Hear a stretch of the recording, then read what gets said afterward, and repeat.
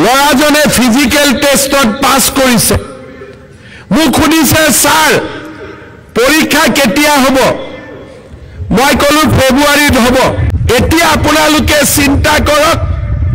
আগতে যেতিয়া APS-C result দিয়ে টিভিত আলোচনা হয় যে কোন মন্ত্ৰী লৰাই চাকৰি পালে কোন মুখ্যমন্ত্ৰীৰ পিএ চাকৰি পালে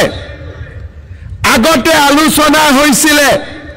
কোন মন্ত্ৰী খুলখালিয়েকে চাকৰি পালে নহলে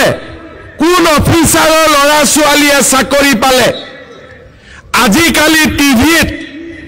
আলোচনা কি হয় যে কোন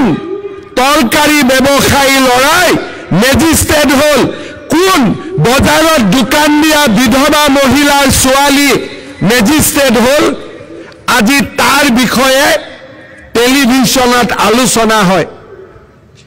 আজি ইয়াত মই আহিছো এজন ডেকা লৰাক লগ পালো পুলিচত ফিজিক্যাল টেষ্ট হৈছে লৰাজনে ফিজিক্যাল টেষ্টত পাস কৰিছে মোক সুধিছে স্যাৰ পৰীক্ষা কেতিয়া হ'ব মই কলো ফেব্ৰুৱাৰীত হ'ব ধুনিয়াকৈ গুছি গল আগত হলে কি কলেহেঁতেন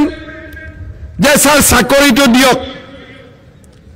ইয়াত উঠি যোৱাৰ লগে লগে অতুল বৰাই এখন লিষ্ট দিলেহেঁতেন যে এইকেইটা মূল সমষ্টি লৰা চাকৰি দিয়ক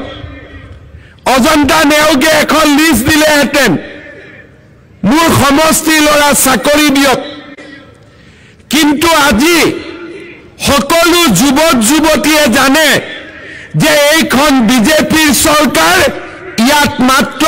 দুখীয়া ঘৰৰ লৰা ছোৱালীয়ে চৰকাৰী চাকৰি পাব এই বিষয়ে আজি সকলোৱে জানে